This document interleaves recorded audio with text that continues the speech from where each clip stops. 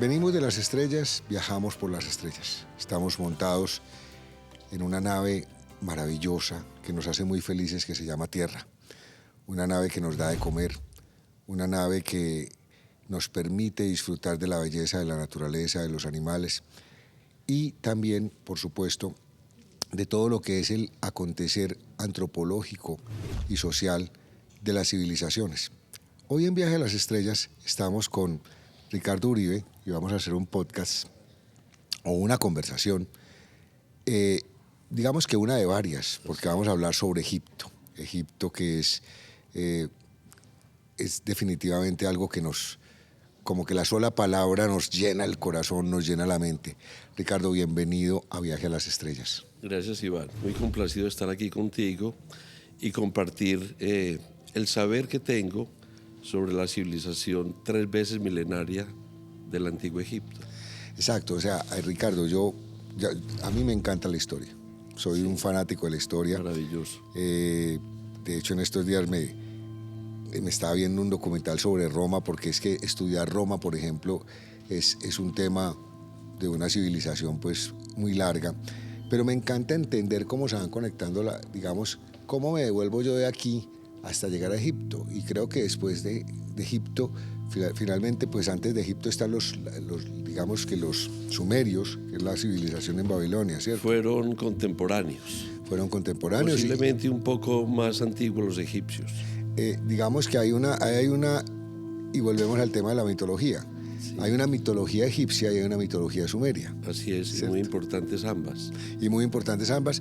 E incluso hasta se pueden cruzar, ¿cierto? Pero particularmente en esta conversación de Viaje a las Estrellas, hablemos de Egipto, hablemos de la mitología egipcia, ¿cierto? Muy bien. Entonces, digamos que este tema lo han abordado desde muchos lados.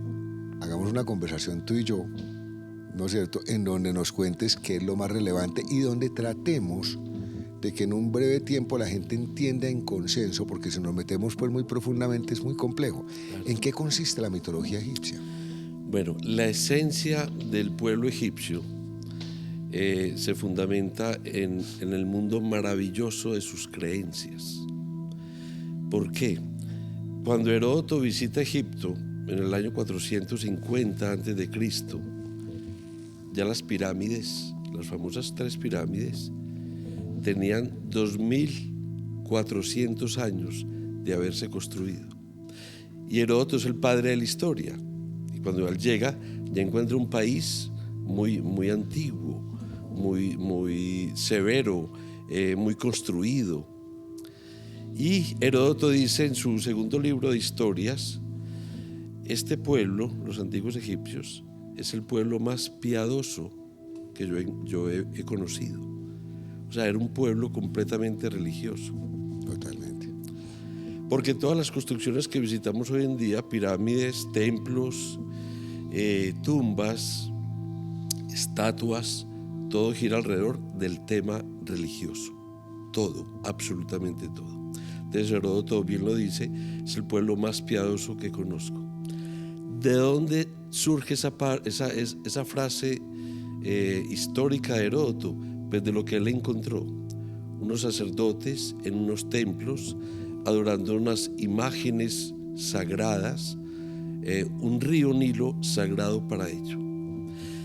Y la historia, la madre de la historia, Iván, es la geografía. Porque yo no puedo sentir, ni pensar, ni creer lo mismo en un valle circundado de montañas como el nuestro, a un costeño, por ejemplo, claro, o a un llanero, o a un hombre del desierto del Sahara.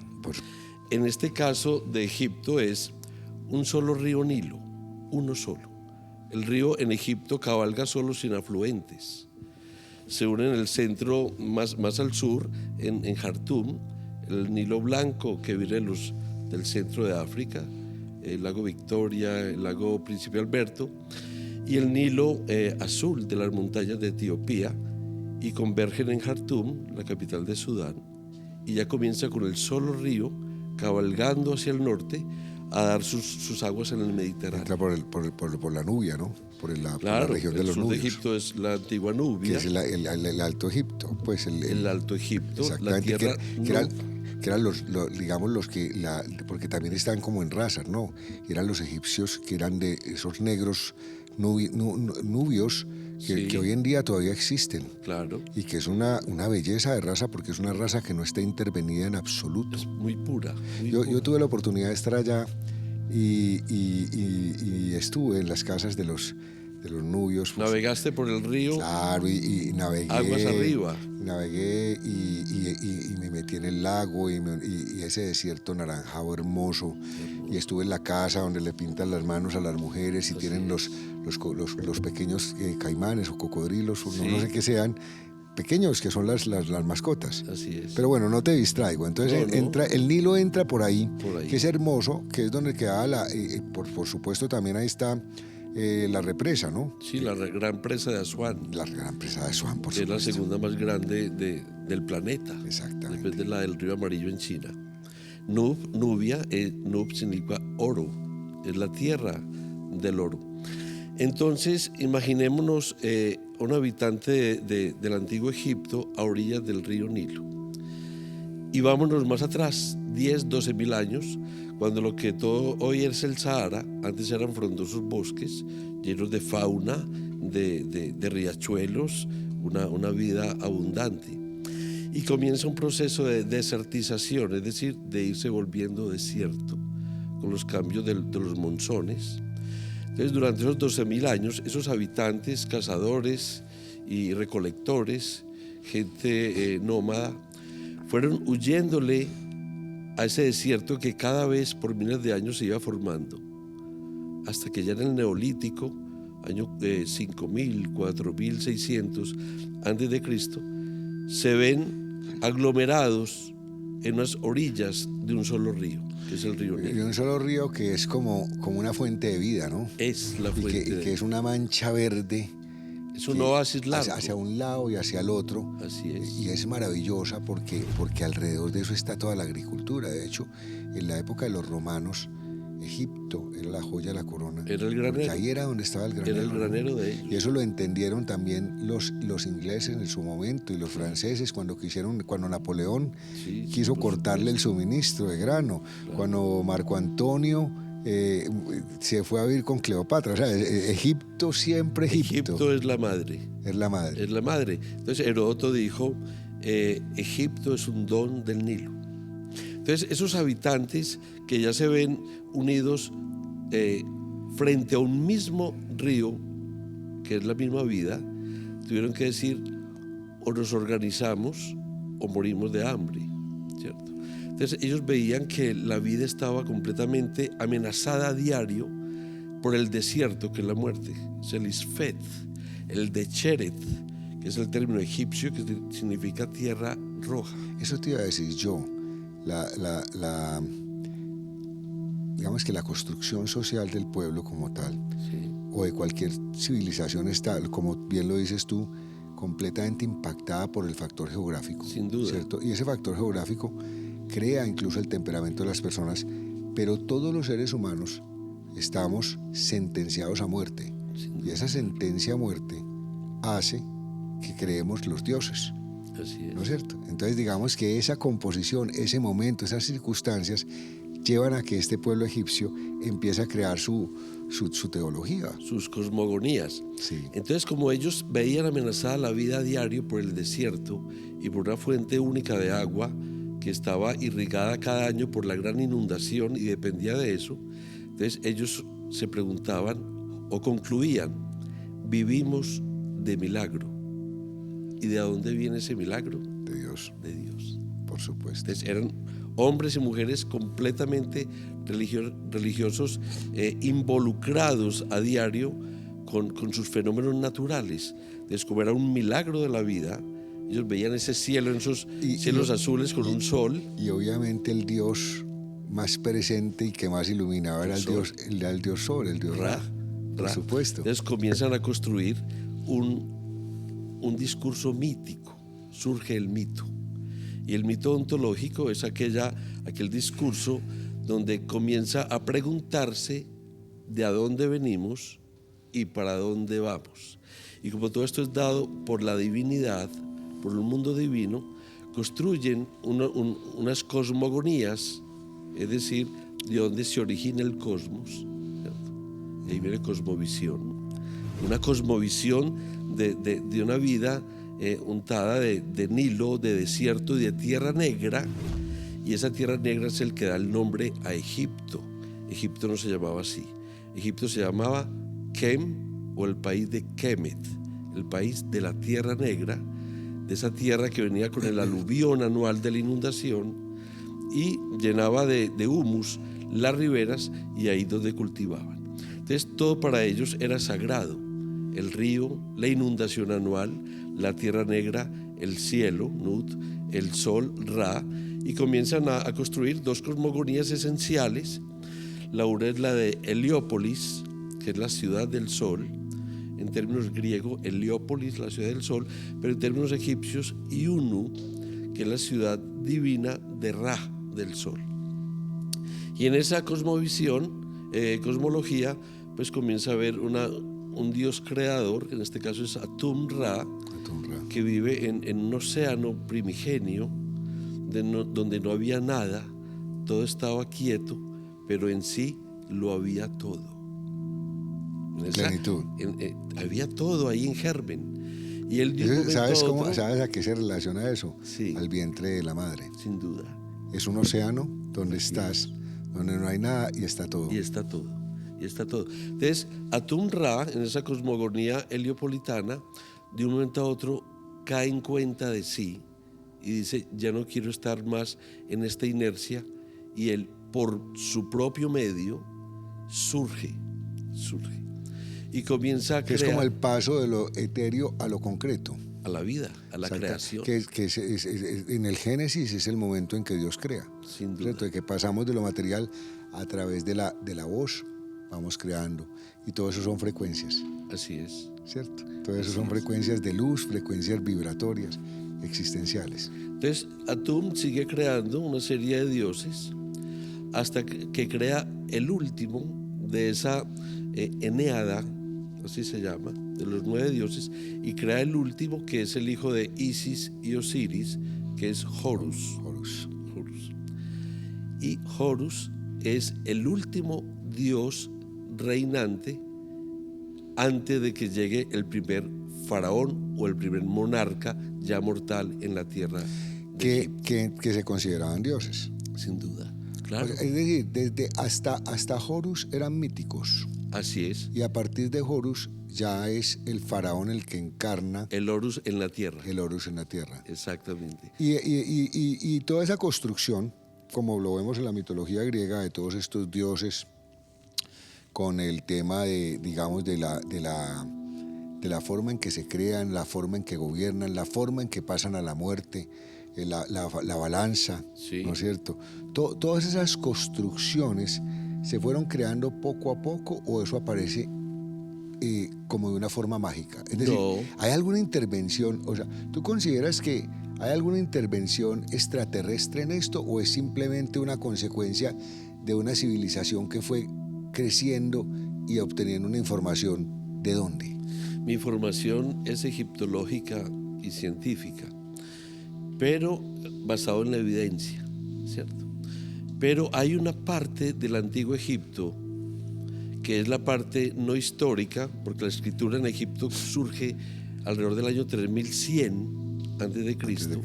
Pero entonces hay un periodo prehistórico o predinástico, que lo llaman los egiptólogos, que todavía está en las brumas de los tiempos. Que no se sabe qué pasó. No se sabe.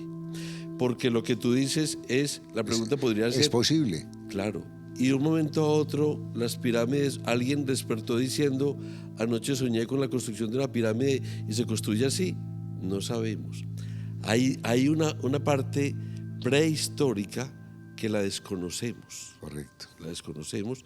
Y en ese campo desconocido cabrían todas las teorías. Todas las hipótesis. Todas las hipótesis. Correcto. Bueno, estamos aquí en Viaje a las Estrellas con Ricardo Uribe, egiptólogo, odontólogo, muy buen conversador. Y estamos hablando sobre el tema de de la mitología egipcia, y estamos apenas empezando. Comenzando. O sea, estamos en los primeros días de la mitología egipcia. Así es. Denos un tiempito y regresamos más adelante con más información sobre esto que es la mitología egipcia, que es fascinante. Es fascinante.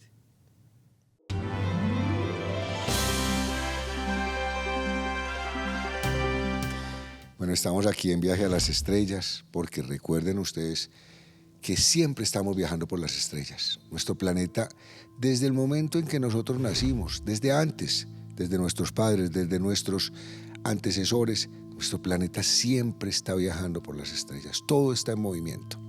Estamos con Ricardo Uribe hablando de mitología egipcia y tuvimos un muy buen programa, pues digamos, como lo de que es ese despertar y ese por qué se crea la mitología. Antes de arrancar con el tema, quiero que hablemos del simposio. Vas a hacer un simposio ahora en Medellín que se llama Simposio Hispanoamericano de Egiptología, Ciudad de Medellín. ¡Qué maravilla! ¡Qué maravilla, sí! Iván, este simposio surge del convenio cultural firmado entre la Universidad de Antioquia y la Fundación Instituto de Estudios del Antiguo Egipto de Madrid, España. La Fundación Instituto de Estudios del Antiguo Egipto, como su nombre lo indica, está dirigido por los egiptólogos Francisco Martín Valentín y Teresa Bedman. Ellos son egiptólogos importantes, autores de muchos libros y excavadores. Se me ocurre una pregunta. Sí. Ese museo egipcio que hay como yendo hacia Sol, que está cerquita de la Castellana, ¿es el centro de la fundación? No nada que ver. No lo es, no. Ok. Continúa, por favor, qué pena. Sí, entonces estas personas a la cabeza de la fundación, que son excavadores de tumbas y escritores, como decía, de varios libros, y del cual yo soy miembro y profesor de la Fundación Instituto, vienen a Medellín. Entonces, con el convenio con la Universidad de Antioquia, creamos el primer simposio hispanoamericano de egiptología Ciudad de Medellín. ¿Por qué lo puse Ciudad de Medellín? Para honrar nuestra ciudad, para que nuestra ciudad se conozca a nivel mundial, no solamente, desgraciadamente, a veces o actualmente, por un turismo duro, negativo, difícil, ¿no? Sino de que la gente se pregunte en otras partes, y es que en Medellín hay egiptología. Pues sí, vamos a sembrar la semilla. Ricardo, no solamente de egiptología, aquí lo que hay es mucha magia. Mucha cosa. Mucha, o sea, aquí hay mucha pirámide oculta. Mucho. Pero pirámide de verdad, pirámide espiritual. Sí, verdad. claro. Aquí hay muchos saberes. En este simposio me imagino, a participar estudiantes, fotógrafos, muchas personas que se acercan a la egiptología, sí, desde sus distintas ramas. Desde su egiptomanía, desde su curiosidad por el antiguo Egipto. Y la oportunidad es llenarse de conocimiento y además de eso de pronto poder asistir a algunos eventos en Egipto. Claro, sí, porque se abre la posibilidad de que nuestros estudiantes de la Universidad de Antioquia, antropólogos, arqueólogos, historiadores del arte, artistas, fotógrafos, puedan hacer prácticas en los sitios de excavación arqueológica, y eso lo tenemos a la mano. Eso es un sueño. Es decir, lo que veíamos de Indiana Jones y todo esto viene a Medellín y se abren las posibilidades de trabajar en este momento en el proyecto Visir Amenhotep Huy, que este año se cumplen 16 años de excavación. Y los protagonistas vienen a nuestra ciudad. Qué maravilla. Pues señores, miren, para uno entrar al cine tiene que hacer la fila. Al que haya sentido ese llamado a Egipto. Así es. ¿No es cierto? De alguna manera, le recomiendo que vaya a este simposio. Es una oportunidad única, de verdad. Días 20 y 21 de este mes. Días 20 y 21 en junio. En la sede que queda cerca a Carlos R. Restrepo, ¿cierto? Correcto, en el Centro Cultural de la Facultad de Artes de la Universidad de Antioquia, en Carlos R. Restrepo. Maravilloso, además una zona maravillosa. Maravillosa. Pues. Sí. Así es. Bueno, entonces, venimos hablando aquí de la mitología egipcia y como para resumir un poco de lo que habíamos hablado, hablamos de que el pueblo egipcio, por sus circunstancias, ¿no es cierto? El río Nilo es el que marca toda la vida de Egipto, es como esa fuente de vida. Y esa circunstancia de venir desde el norte de África conlleva a que se planta allí una civilización durante muchos, muchos años, y esta civilización en su interactuar social y su conocimiento o su temor a la muerte, ¿no es cierto? O ese misterio de la muerte empieza a construir, ¿no es cierto?, digamos que una mitología que es la que conocimos.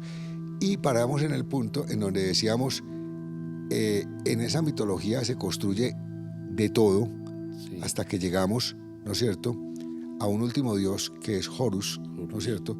Y en ese último dios, a partir de ese momento, empiezan los faraones a constituirse ya como dioses vivientes. Así es. Pero me decía Ricardo, y resumiendo, porque pues las personas, qué bueno que vean también los capítulos anteriores, me decía es que hay una época oscura, ¿no es cierto?, en el digamos que se conoce escritura desde el 3000 antes de Cristo, ¿no es cierto? Y antes de eso la civilización estuvo mucho antes, sí, y en eso hay una cantidad de mitología que posiblemente contribuyó al conocimiento de, digamos, de lo que es la egiptología, pero que no podemos determinar si esa mitología necesariamente era terrestre o no era terrestre, era alienígena, ¿cierto? Y esto te lo digo, ¿sabes por qué, Ricardo? Porque yo he tenido la oportunidad de ir muchas veces a Egipto. No soy egiptólogo, pero de hecho, no sé, creo que conociste a Fernando Malcún y a Josefina, no sé, sí, si los conoces. Tuve la oportunidad de hacer un viaje con ellos, y fue un viaje lindo porque cogimos el barco arriba, ¿no es cierto? No recuerdo el nombre de la ciudad en este momento. Y empezamos, pero bajábamos en los templos y hacíamos meditaciones, y antes de entrar al templo Fernando nos daba unas charlas, entonces uno se sintoniza muy bien. Entonces lo que te estaba queriendo decir es que, por ejemplo, en Memphis, ¿no es cierto?, la capital del Imperio Antiguo. La capital del Imperio Antiguo. Creo que en ese templo es donde uno ve en la parte de arriba esa bóveda celeste. No sé si la recuerdas. Sí, pero ese no es en Memphis, es en el templo de Dendera. Dendera, exacta, perdón, okay, no en Memphis. Y uno ve esta bóveda celeste en donde ve las constelaciones, sí, ¿no es cierto? Y donde ve los ciclos que ellos hablan, los ciclos en los que digamos, es ese trasegar del sol alrededor de Sirio, sí, ¿no es cierto?, del orto zodíaco. Exactamente. Y cómo hablan de que cada era se compone de 2000 y pico de años. 1486. Correcto. Bueno, mejor dicho, yo aquí voy soltando información, vamos. y Ricardo la va precisando. Sí, sí, claro. Pero yo estoy hablando desde mi percepción, perfecto, que no soy egiptólogo, así ¿cierto? Mi percepción es que yo digo, oíme, y entonces, y ¿sabes por qué me gusta traer esto a colación? Porque vuelvo y digo, estamos montados en una nave que camina. Es una dimensión del tiempo infinita. Por eso. Infinita. Entonces, mi nave camina y el sol camina. Y en ese caminar de mi nave, en el caminar del sol, porque siempre decimos, no, es que la Tierra le da la vuelta al sol. Pues resulta que el sol le da la vuelta a esta estrella, y en ese caminar de esos 1400 años se encuentra con las distintas eras, y esas eras son las del zodiaco. Claro. Entonces hoy en día nosotros decimos, no, es que tú eres Aries. ¿Y de dónde salió, por ejemplo aquí con nuestros camarógrafos, de dónde salió el cuento de que somos Aries? O sea, que ¿por qué naciste en Aries? Entonces resulta que es que en ese trasegar pasamos por la constelación de Aries. Ellos fueron quienes trajeron ese conocimiento, y ese conocimiento nos da astrología. Así es. ¡Wow! Impresionante. Es impresionante. Entonces uno dice, espérate, esto aquí no me cuadra, porque es que ¿cómo hizo una persona hace 3000 años para entender en qué punto estaba el sol caminando? Impresionante. Egipto se presta, como tú bien lo conoces, de unos cielos límpidos, hermosos, donde permite la observación de los astros como en ninguna otra parte, ¿cierto? Entonces eran hombres sacerdotes, en este caso, sacerdotes criados, formados en la casa de la vida desde niños. La casa de la vida era como la universidad para ellos, en todos unos saberes ancestrales que, como decíamos ahora en un comienzo, no sabemos los orígenes claros de ese saber. Lo que sí sabemos es que los textos religiosos más antiguos de la humanidad escritos son los textos de las pirámides. Son los textos religiosos más antiguos que se encuentran en una de ellas, en varias. Mucho más antiguos que el Génesis. Sí, Por claro, supuesto. mucho más. Mucho más Cuando antiguos. se escribe el Génesis, más o menos en el cautiverio de los judíos en Babilonia, Con Nabucodonosor. con Nabucodonosor, en el año 586 a.C., las pirámides ya tenían 2100 años Exactamente. de haberse construido, ya estaban las cosmogonías. Tengo dos cosas para contarte de mis experiencias personales con respecto a lo que tú dices. Y es que el cielo en Egipto tiene una conformación especial. Yo tuve la oportunidad de entrar cuando entramos a las pirámides, tuve la oportunidad pues con Fernando, entramos no recuerdo cuál fue la pirámide que nos dejaron entrar, una de las tres. Entonces llegamos como a un sitio donde hay como una especie de, como si estuvieran metidos en un órgano por dentro, ¿no es cierto? Donde están como los tubos, como una caja de resonancia. Sí. De hecho empezamos como a hacer voces y se oía bacano. Y yo como soy hiperactivo, pues me quedé ahí un rato y seguí para arriba y logré entrar como a una habitación que era lo último a lo que uno podía llegar, y ahí vi como una especie de sarcófago, pues era una tumba hecha en piedra, pues no, ni siquiera una tumba, era como una tina hecha en piedra. Cuadrada. Y entonces yo entré con mi hermana y mi hermana se recostó dentro de la tumba. Después ella ahí mismo se quitó y yo me recosté, pero yo sí soy más conchudo, Ricardo, y yo me hice mi meditación ahí mientras llegaba el resto del mundo. Cuando llegó el resto del mundo, entró un egipcio y casi me mata. Me dijo Claro. que cómo me atrevía yo a Profanando. Estás profanando. Claro. ¿Cómo me atrevía yo a acostarme en esto? Pero lo más interesante de todo es lo que yo medité. Lo que sentiste y lo que pensaste. Sí, o sea, yo me senté y me metí en esa vaina. Te juro que yo fui a Orión. Fui a Orión y fui, pues obviamente un viaje mental, pero tú sabes que toda esa constelación de Orión tiene como un semillero donde se crean las estrellas, Sí. ¿cierto? Y yo podía como ver como toda esa constelación y veía cómo se iban creando, pero te digo, Como esa playa de estrellas formándose. Impresionante. Y te lo estoy contando, Ricardo, porque yo no tenía Conocimiento de la anterior. conexión de Egipto con Orión, no la tenía. Okay. No la tenía. Y bueno, tuve esa sensación, tuve el regaño, pues, la envidia de todos los otros porque no se habían acostado en el sarcófago. Y cuando salí, más adelante empezamos a caminar, cuando de pronto vi a mi hermano con su esposa y una amiga muy especial, que estaban como montados en un camello, entonces les empecé a tomar fotos. Sí. Y en aquel entonces, digamos que uno no tomaba tantas fotos ni veía, como que uno las tenía que tomar, era como en la cámara, no era el del teléfono, sino que ya existían las cámaras digitales, pero eran cámaras digitales. ¿Sabes qué? Cuando empecé a revisar las fotos, donde estaba mi hermano con el camello, detrás de él estaban las tres pirámides, y arriba, y te estoy diciendo que era la 1 de la tarde, se veía perfectamente la constelación de Orión. Y salió en la foto esto. Y salió en la foto, y te puedo mostrar la foto. Lo mismo me pasó en Saqqara con otro tema que te hablaré cuando hablemos de Saqqara. Pero es decir, que mi información de Orión con respecto a Egipto no está inducida.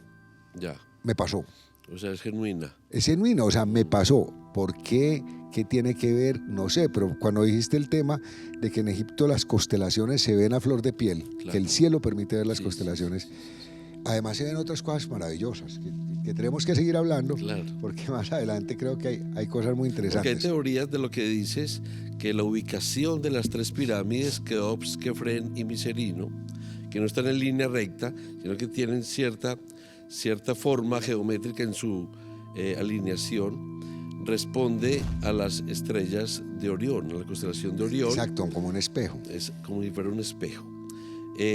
Y coinciden con ese orto zodíaco de 1486 años, periodos muy largos, en que en cierto momento cuadra y luego ya en ese proceso, volver a llegar a ese ciclo, se descuadran y vuelven y se alinean con cómo está Orión. Es muy interesante. Es muy interesante y a mí me da también para pensar, y esto pues son cosas que no las podemos comprobar, pero que las podemos pensar y que bajo ningún aspecto estamos diciéndole a ustedes que son reales, porque si hay algo es que todo lo tenemos que decir con respeto. No estamos aquí dando una sentencia, estamos dando opiniones. Sí, estamos conversando. A mí me da para pensar que tal vez, y yo creo en esas cosas, que eso puede ser un portal. Porque yo siempre he creído que las distancias en el universo, cuando tú las mides, cuando a mí me dicen que encontraron un planeta muy parecido a la Tierra a 50 millones de años luz, y yo digo, pero por Dios, entonces, si no existe un camino distinto, un portal o algo distinto, nunca vamos a poder tener acceso a esos lugares del universo, y yo no creo que estemos tan incomunicados. Entonces se me ocurre pensar que toda esa estructura también algo tiene que ver con un portal cósmico. Es muy probable, muy probable. Lo que pasa es que nuestras posibilidades mortales, que son limitadas, pues no nos dejan ver más allá, pero intentamos. Claro, no, lo intuimos. Lo intuimos y lo buscamos, ¿cierto? Lo intuimos. Quisiera hacerte una pregunta antes de terminar esta charla, que es una de muchas. Dentro de la mitología egipcia, sí, ¿qué es lo que más te conmueve? ¿Qué es lo que más te llama la atención? Mira, Iván, hay una cosmogonía muy importante y muy antigua, que es la cosmogonía menfita. En la cosmogonía menfita está, como en la anterior, la heliopolitana, el mismo océano inerte, Nun, y hay en él un dios primigenio, que es Ta, P-Ta. Ta un día decide, o un momento decide, no estar ahí, como lo estuvo Atum-Ra en la otra, y surge por su misma gracia. Y Ta empieza a sentir y a pensar con el corazón, porque para los egipcios el centro del pensamiento y el raciocinio y la emoción a la vez estaba en el corazón, por eso lo dejan dentro de la momia y el resto de órganos los extraen. Ta siente y piensa con el corazón y con la lengua emite la primera palabra. Y la primera palabra es la que crea el cosmos. Por eso los antiguos egipcios tienen ese hábito hermoso de escribirlo todo en las paredes, porque es la palabra divina, lo que ellos llamaban el Medu Necher, la palabra de Dios. Y con la palabra divina, sentida por el corazón, se crea. Entonces la palabra en el antiguo Egipto era fundamental.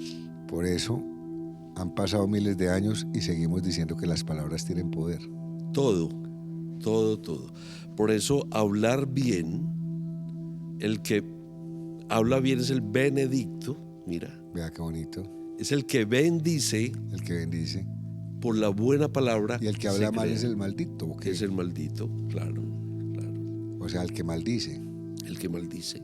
Entonces, la palabra sagrada, la palabra de los dioses es la palabra creadora. Por eso cuando uno va a Egipto y está en un templo y está escrita en las paredes o un papiro, hay que pensar y sentir que son palabras divinas y que son palabras creadoras. Y entonces, la manera, dime. Entonces, de la mitología egipcia, la parte que más te impacta es el Génesis, es la creación. La creación. Cómo Ta pasa de lo etéreo a lo concreto a través de la palabra. A través de la palabra crea. Pero al fin de cuentas, podríamos decir que el Génesis es lo mismo. Es igual. O sea, y yo de hecho, leyendo el Poema Andrés, creo que lo has leído, claro, por supuesto, en esas conversaciones, ¿no es cierto? Uno dice, por Dios. Es la palabra, es la divinidad hablando. Es totalmente. Es creando. Y uno dice, el que escribió el Génesis tuvo que haberse leído esta vaina. Claro. O sea, no es que al hombre se le ocurrió pues ahí tal cosa, no. obvio, el Génesis es una construcción de muchos escritos hebreos, pero esos escritos hebreos tendría que haber estado basado en eso. Tienen unos orígenes. Recordemos que los hebreos habitaron Egipto, no hay mucha evidencia, sobre todo la esclavitud. Egipto no era un pueblo esclavista, salvo prisioneros de guerra, pero los hebreos beben de unas mitologías muy milenarias atrás de ellos. Claro, de los babilónicos. Claro, y de los babilonios, los sumerios. Abraham era de Ur de Caldea. Claro, exactamente. Era sumerio. Entonces, los hebreos van creando un corpus literario en el cautiverio de Babilonia, que lo beben desde atrás, luego por tradición oral, hasta que dicen, nuestro pueblo se está deshaciendo, hay que reconformarlo desde la palabra escrita. Y empiezan los hebreos a crear un corpus literario que es la Torá. La Torá. Estaban aquí en Viaje a las Estrellas hablando con Ricardo Uribe sobre mitología egipcia, disfrutando, conversando. Estas conversaciones que tenemos, obviamente las planteamos como eso, como conversaciones. Así es. Cosas que hemos aprendido, pero que en ningún momento dado son dogma. Ya regresamos aquí en Viaje a las Estrellas.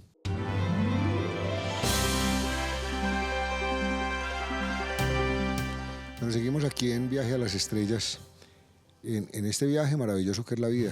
Yo definitivamente considero que la vida es un viaje a través del tiempo, precisamente, en el cual tenemos la oportunidad de conocer nuestro planeta, que es la nave en la cual viajamos y en el cual vemos y nos sorprendemos con todo lo que está alrededor y nos imaginamos cuántas cosas, ¿no es cierto?, han sido creadas y cuántas cosas podríamos ver.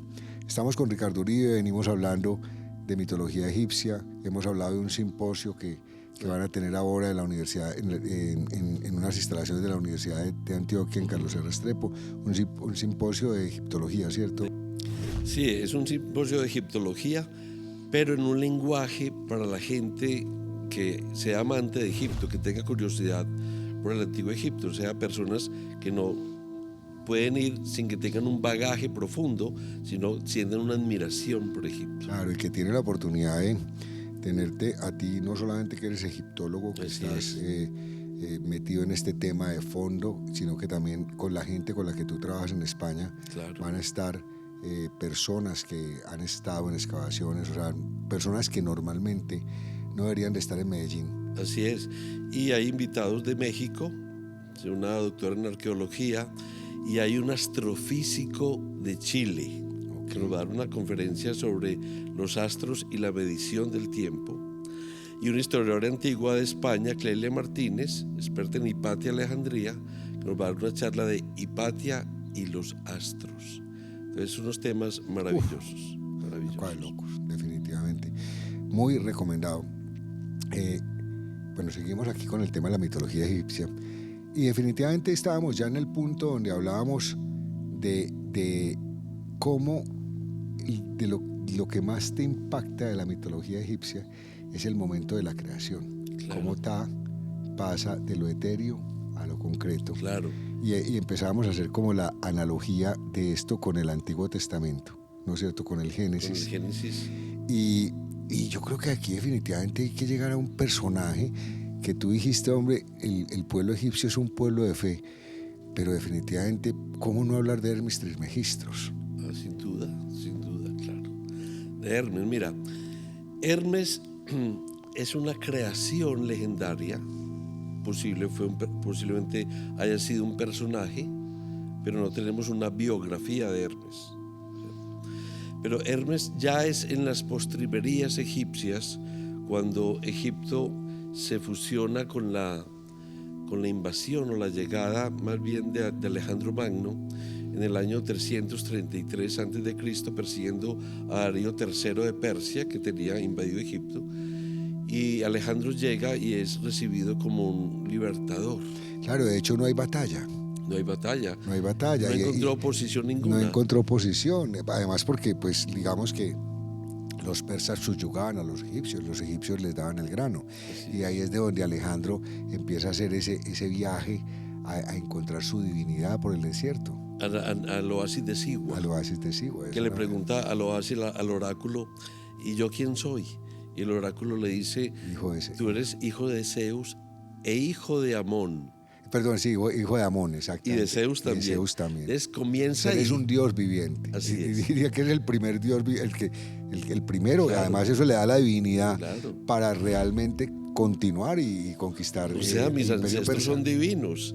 Mi papá es Amón y mi papá es Zeus. Entonces, Una maravilla. es una divinidad viviente.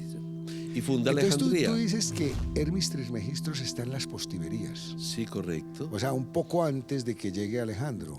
No, en los finales de la cultura egipcia, antes de que ya se tome los últimos 300 años, con la llegada de Alejandro, la dinastía de los Ptolomeos, Claro, donde le por comienza a supuesto. fusionar la cultura helénica con la cultura del antiguo Egipto. Por supuesto, es que de hecho a la muerte de Alejandro, él reparte sus territorios y a Ptolomeo le corresponde el Que es uno de sus territorio, generales. es uno de sus generales. Le toca Egipto y parte de Siria y se ahinca en la Alejandría. ¿cierto? Correcto.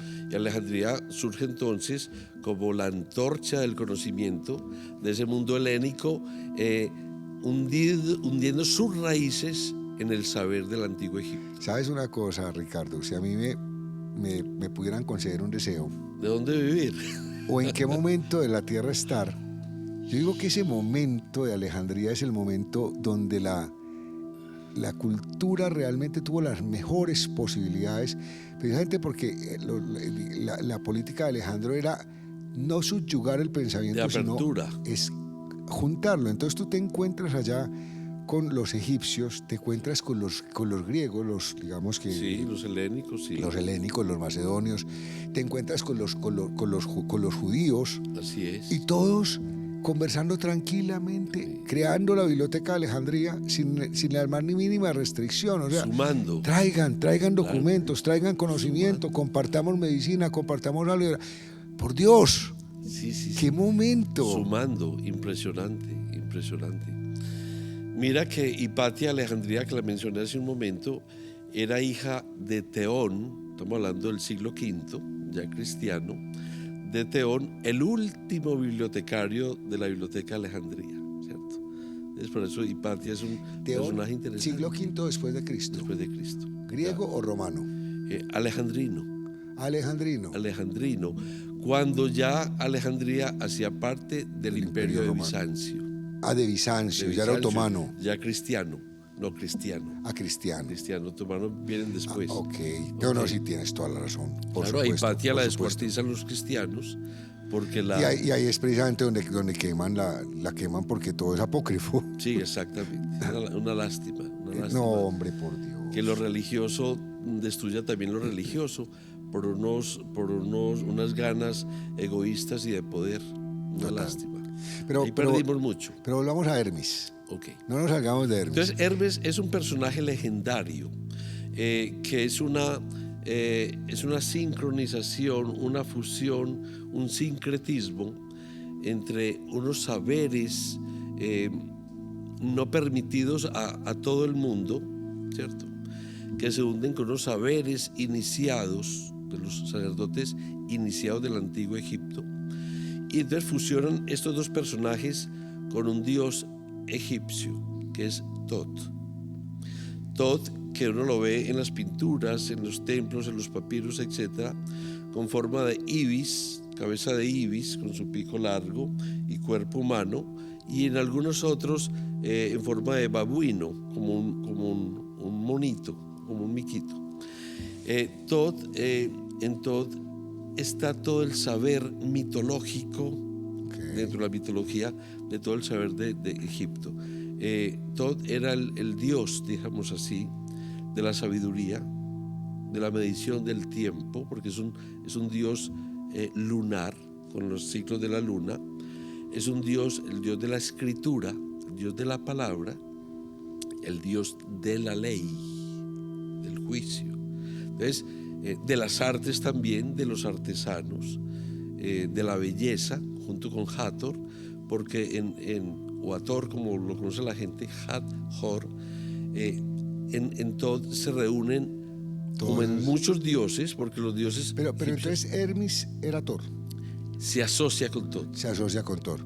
Y obviamente, padre de la medicina también. Claro, porque Hermes se hunde en las raíces con un personaje que fue real, que fue un arquitecto del faraón Sócer, que construyó la famosa pirámide escalonada de Saqqara, que fue Imhotep. Que Imhotep, claro. al pasar los años, los cientos y miles de años... Razón por la cual le dicen también Imhotep a Hermes Trismegisto. Exactamente. Entonces mira cómo tú lo estás deduciendo, cómo se sincretiza Imhotep, que lo divinizan, lo ponen como dios ya de la medicina, claro.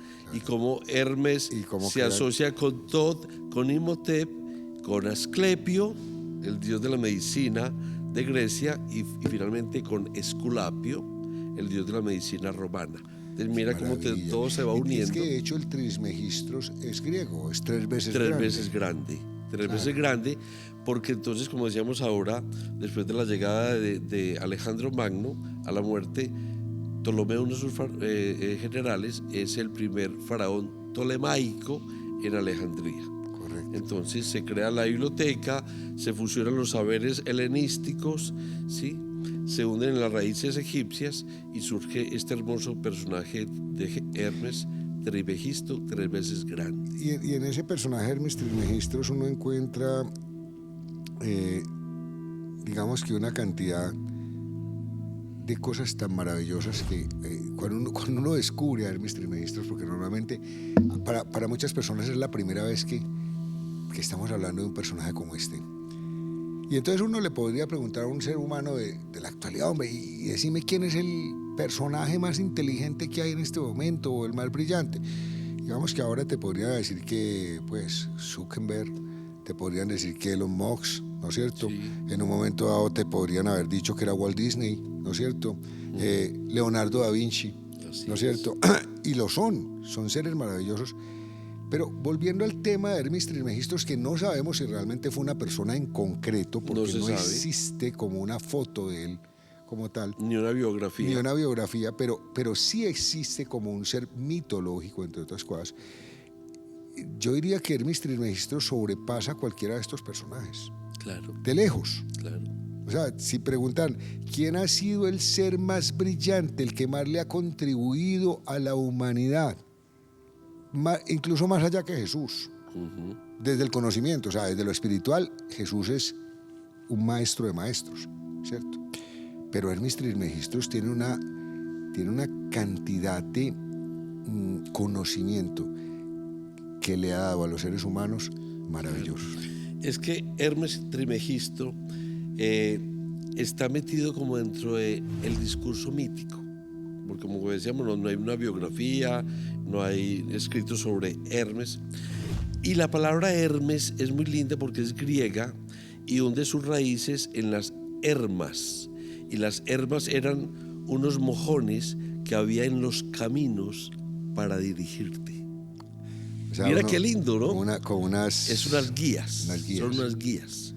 Entonces, en Hermes como personaje éramos mítico, ya habiendo explicado qué es mito, qué es discurso mítico, en Hermes se reúne como en un crisol todo el conocimiento ancestral, que es muy amplio, pero que Hermes lo va concretando en el Kybalión, que es un Kybalión, sí. El Kybalión, que es un libro que surge a su vez de la tabla esmeralda. Ajá, que de ese tema vamos a hablar después. En ese orden de ideas uno podría pensar que Hermes Trismegistos, y no sé si semánticamente me esté equivocando, pero el conocimiento hermético, la palabra hermético, correcto, de cerrado, ¿cierto? Viene de Hermes. O sea, Hermes es conocimiento, pero no conocimiento en general, no es un conocimiento privilegiado.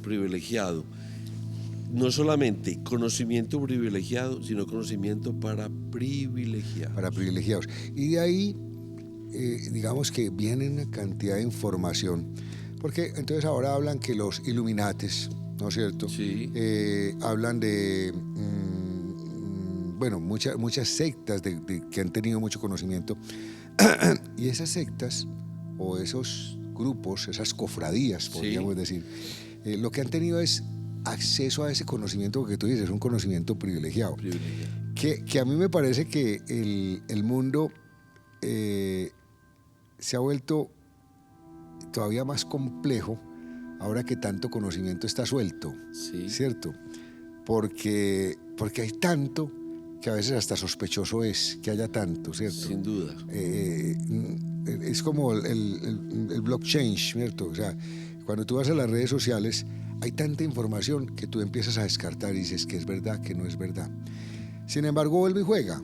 Sí. Es verdad lo que hacen los medios como estos, que tenemos que ser responsables en la información. Sin duda. Cualquier otra persona puede soltar lo que quiera. Lo mismo pasa con el conocimiento en general, conocimiento espiritual. Yo por eso soy a ver, hombre, Ricardo, ¿cómo te dijera? Soy muy jodido con el tema de la información. Eres escéptico. Creo en todo y no creo en nada, pero lo que no permito es que las especulaciones se den como hechos reales. Como verdades. Y por eso no me gustan ni los brujos, ni las brujas, ni las cosas que no tengan un fin que le ayude a la humanidad. Un fin bueno. Un fin bueno. Un fin Entonces, bueno. cuando tú te sientes a mirar un Hermes Trismegistros, porque dicen hermético, no tiene nada de malo. Hermético es porque era un conocimiento que estaba guardado. Claro. ¿Cierto? Y que no se puede soltar a cualquiera. Claro. Porque hacen con él desastres. Ricardo, y aunque te lo suelten, no es para cualquiera, claro, es para el que lo sepa discernir. Claro, correcto. ¿Cierto? Sí. Y ahí, por ejemplo, vienen especulaciones como, por ejemplo, las pirámides. Que entonces, ¿quién construyó las pirámides? Sí. Y ahí volvemos al tema. Sí, volvemos al tema de los me encanta ese alienígenas ancestrales, ¿no? Sí, volvemos al tema de los alienígenas ancestrales. Sí. Tuvo que haber habido algo extraño, porque es que cómo cortan las piedras, y no solamente allá en Perú, en todas partes. Sí. Hay tantas cosas que no logramos como entender. Y no hay respuesta clara, Iván. No hay. Desde Heródoto escribe, lo deja por escrito, y dice, pues visité Egipto, año 450, ya pues él no va a decir antes de Cristo, pero se data en el 450 antes de Cristo, y él escribe muy simplemente que cortaban las piedras, que utilizaban unas palancas, que utilizaban unas rampas, y de ahí para acá ha habido infinidad de hipótesis. Yo tengo una. Dale. ¿Te la planteo?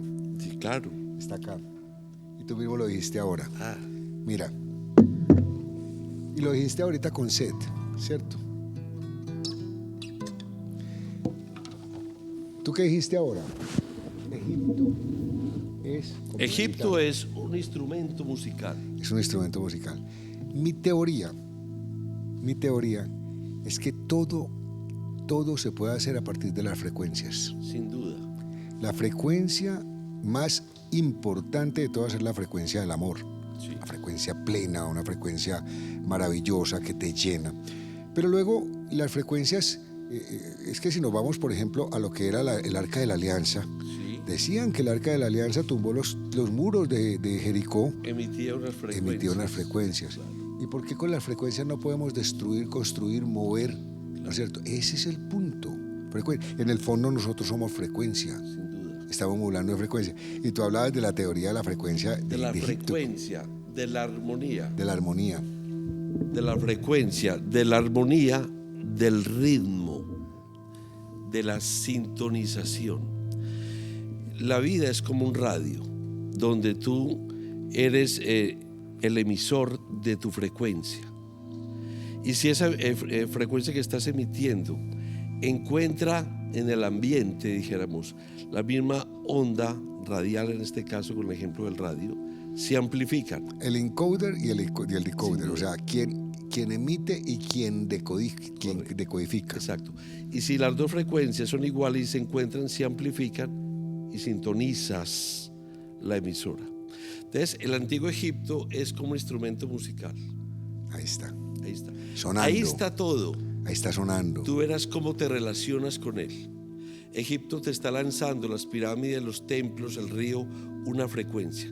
Tú puedes ir como un vulgar entre comillas, turista, con desdén, con burla, puedes pisar cosas sagradas, en fin, pero a Egipto no te habla. Si tú vas a Egipto con respeto, desde que esto fue un país de piadosos, de lo que todo lo que hay ahí es sagrado, y empiezas con humildad y casi que de rodillas y con conocimiento, Egipto empieza a hablarte. Entonces, Egipto es como un instrumento musical que lo tiene todo. Pero si tú tomas el instrumento musical y no lo sabes tocar, te suena así. Un desastre. No sabes. Porque toda la música de Egipto está en esta guitarra. Es como una mujer. Así es.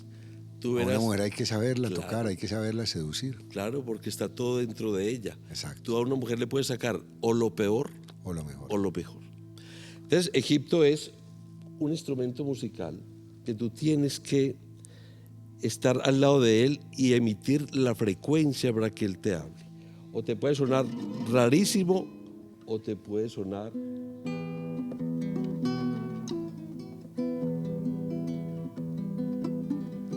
Armonía, tiempo, compás, melodía.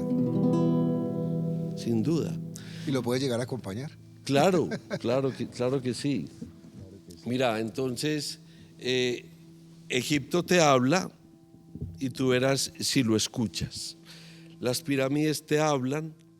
Las pirámides fueron sepulcros sagrados de los dioses, pero a la vez posiblemente estructuras para la conexión con un universo paralelo que es el mundo de los dioses.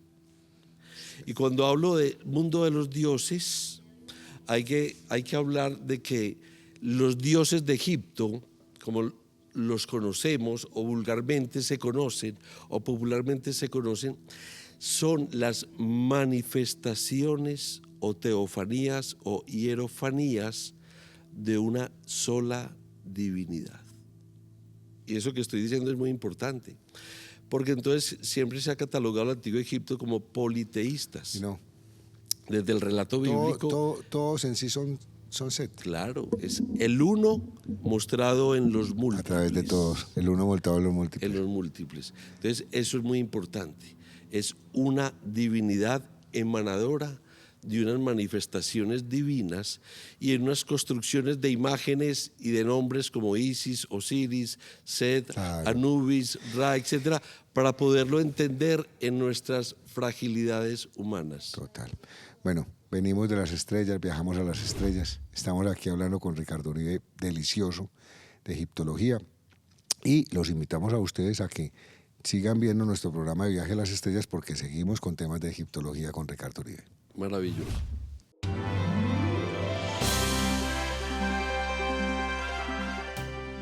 Bueno, seguimos aquí en Viaje a las Estrellas con Ricardo Uribe, hablando sobre mitología egipcia, y estábamos hablando de un personaje que a mí me parece fascinante, Hermes Trismegistros. Y estábamos comentando una cosa que me llamó mucho la atención sobre el tema de las frecuencias, ¿no es cierto? Y hablábamos de que Egipto es como una guitarra, una guitarra que hay que saberla tocar y hay que saberla escuchar. Porque ahí está, esa música está hay que entenderla. Y yo recuerdo una cosa, Ricardo, y es que, y no recuerdo en qué templo, pero en ese viaje que hice a Egipto en el 2008, hacíamos meditaciones en los templos de noche, y un día fuimos a un templo y Josefina, la esposa de Fernando Malcún, una señora que creo yo que tenía una sensibilidad especial, ella nos decía lo que tú nos dices: a los templos hay que llegar con respeto. Y en los templos viven los elementales. Ella nos hablaba de los elementales y nos decía, y a los elementales tenemos que pedirle permiso para poder entrar y para poder hacer como nuestras meditaciones. Y en un templo de esos donde hicimos una meditación chévere, tomamos muchas fotos y en esas fotos vimos las canoplas. No sé si has visto canoplas. No. Ricardo, eso es lo más increíble del mundo entero. O sea, nosotros estábamos sentados y en el templo, ¿no es cierto? y alrededor de nosotros se veía una cantidad de burbujitas en las fotos, pero no en la vida real, solo en las fotos digitales. Se veían burbujitas con caritas adentro, que eran los elementales. Entonces Josefina nos explicaba lo mismo que tú dijiste. En una gota de agua está toda el agua del mundo. Claro. ¿No es cierto? Entonces ella decía lo mismo. O sea, un caballo representa a todos los caballos. Los elementales representan el símbolo elemental de la existencia, digamos, de un pequeño ser que representa la naturaleza u otro que representa.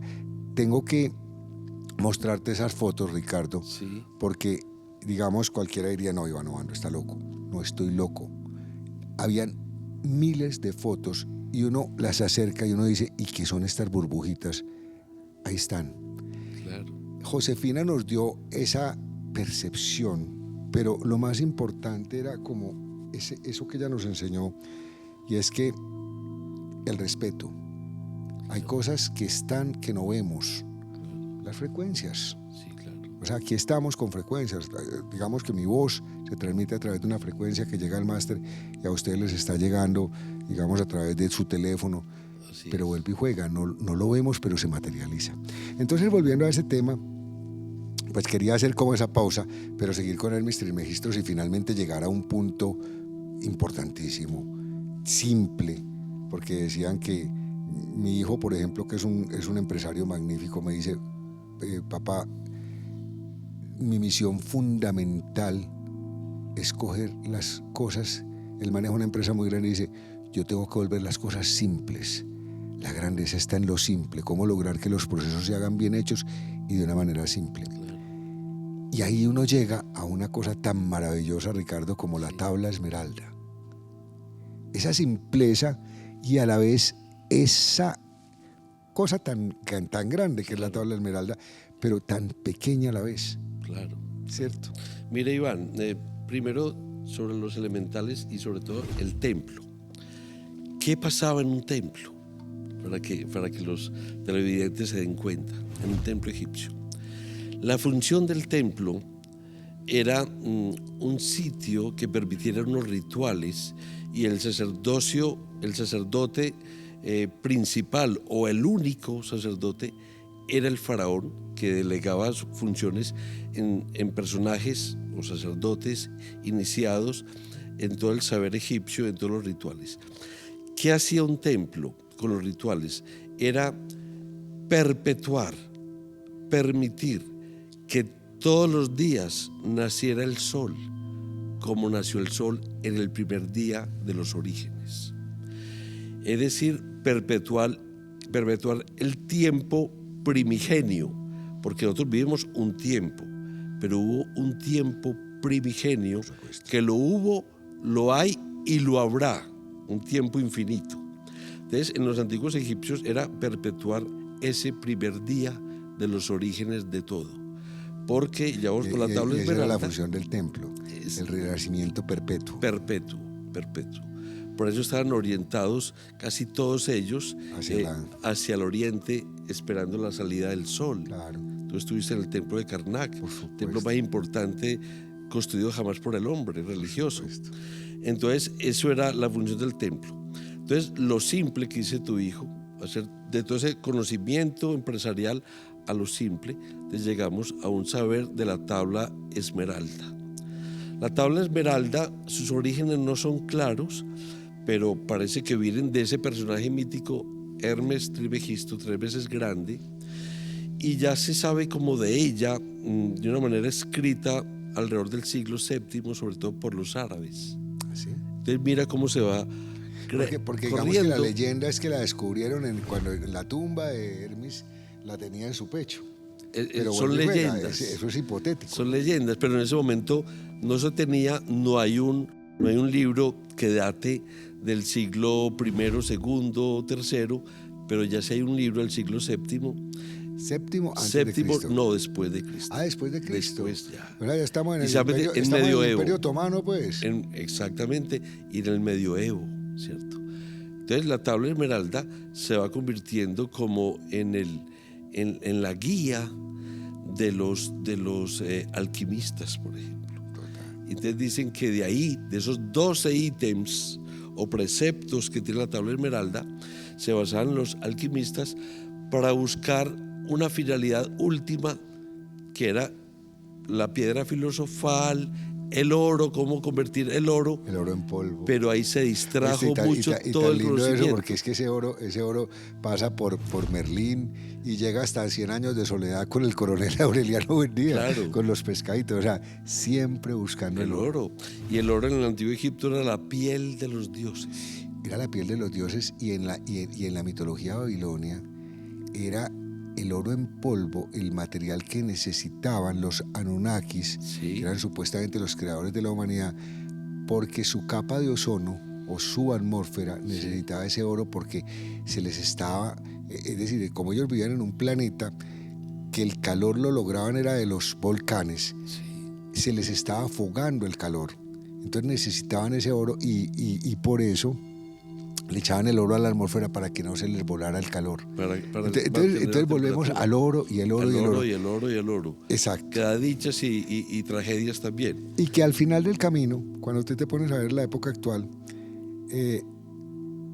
una criptomoneda se puede desaparecer en 2 segundos. Una transacción. No existe. Miles de millones de dólares no existen. No existe. Pero una barra de oro es una barra de oro. Así es. Los judíos decían, me parece una cosa maravillosa, decían que ellos invierten en diamantes. ¿Y sabes por qué? No. Porque ellos decían, nos ha tocado tanto abandonar el mundo y lo que amamos, que la única manera que nos podemos llevar una riqueza en el bolsillo es con un diamante. O sea, nosotros no nos podemos llevar una casa, un carro, una finca, una cuenta no la pueden confiscar, pero el diamante. Entonces, por eso los judíos son los dueños de los diamantes. Sí, Mira qué simpático, ¿no? Mucho, mucho. Bueno, volvamos a la tabla esmeralda, que aquí riqueza. vamos como hablando de todo. Del concepto de riqueza. De la tabla esmeralda es un pequeño libro con 12 preceptos que cuando tú los lees ves lo simple de todo y lo grande a la vez. Exacto. Lo grande a la vez, ¿cierto? Y el primero es brutal. Primero es brutal y es el que me vuelve y me lleva a mí al tema de los extraterrestres o el cielo, ¿no?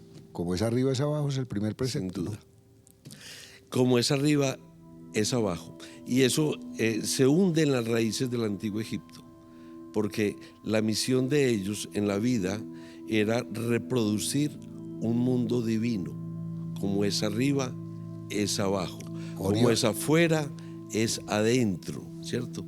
Lo que ellos llamaban, los egipcios, y este es como el gran legado del antiguo Egipto, es la Ma'at. M-A-A-T. Ma'at. Era una representación de una mujer con una pluma de avestruz en esa figura hermosa del pesaje del alma ante Osiris, y una balanza. El corazón aquí y la pluma de Ma'at. Donde el corazón pesara más, te condenarías. Por supuesto. Es de estar en equilibrio con Ma'at. ¿Y qué es Ma'at? Y está en la tabla esmeralda, no con ese nombre, pero sí con el concepto. Es el equilibrio cósmico, es la perfección, es la armonía. Es como es arriba en el mundo divino, debe ser abajo. Y como es adentro, es afuera. Como es adentro, es afuera. Es la integración del equilibrio del ser con el todo. Total. Es un mundo de relación. Y me remite a mí al Orión que yo vi en la pirámide. Al Orión que yo vi en la pirámide. O sea, yo digo, como es arriba, es abajo. Es abajo. Entonces, el mundo de los antiguos egipcios, y esto está acorde a la tabla esmeralda, era una visión en espejo. Pero ese espejo es dado a los hombres quebrado. Entonces, ¿cuál es tu función en la vida? ¿Cuál era la función del faraón como el primer sacerdote y el representante y Dios en la tierra?